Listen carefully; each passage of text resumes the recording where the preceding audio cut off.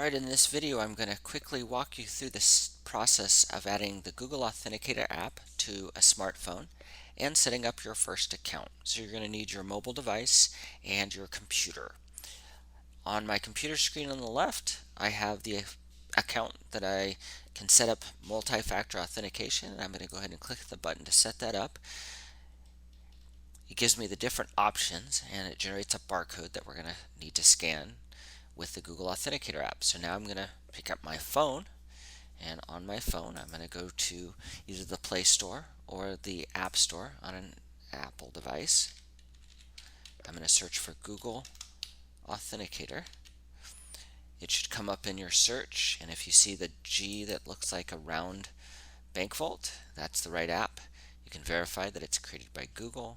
You're going to click Install.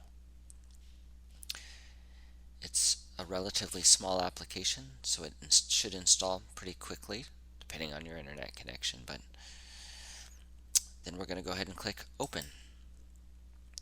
Since it's newly installed, it does have some welcome screens that you can scroll through to look at, or you can just get started.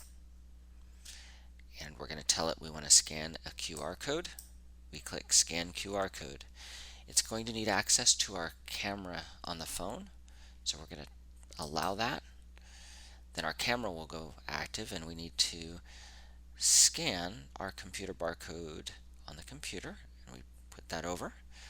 It adds a new entry, and it's in there now, and we go ahead and enter the code that's generated, and we need to do it before the code recycles. If you notice, this timer is always changing, so your codes are only good for a short period of time.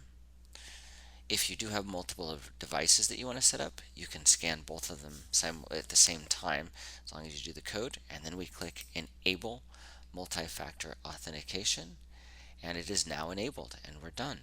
So that account is now configured in my Google Authenticator app and ready to use in the future.